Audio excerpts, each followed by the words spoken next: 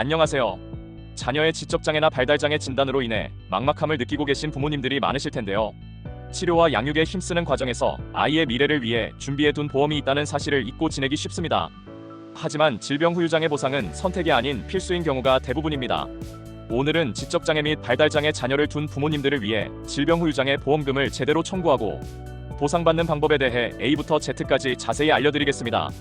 가장 먼저 궁금해하시는 부분이 바로 언제 청구해야 하는가일 텐데요.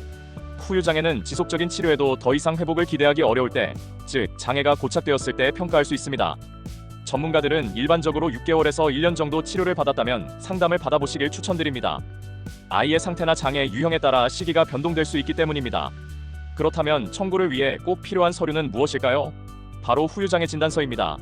이는 장애인복지법상 장애 등급 판정과 별개로 보험금 청구를 위해 반드시 필요한 서류입니다. 이 진단서에는 아이의 장애 상태가 보험 약관의 보상 기준에 부합한다는 내용이 객관적인 검사 결과를 통해 증명되어야 합니다. 지적장애나 발달장애의 경우 보험사는 주로 두 가지 유형의 신체 장애를 평가합니다.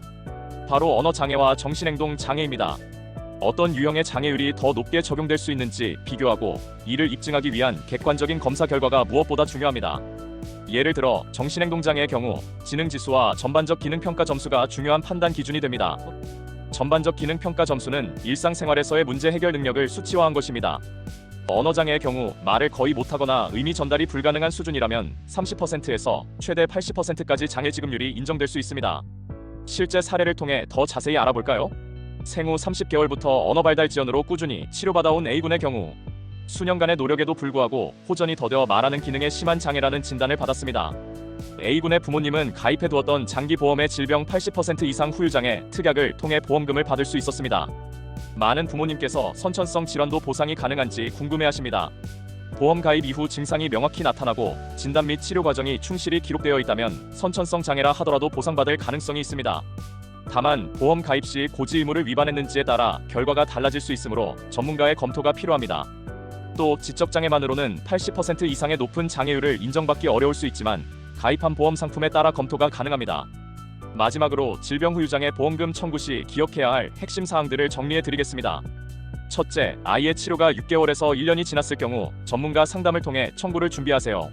둘째, 언어 및 정신행동 능력을 정확히 평가받고 이를 증명할 객관적인 검사 결과를 확보하세요. 셋째, 주치의의 소견이 담긴 후유장애 진단서를 반드시 발급받아야 합니다.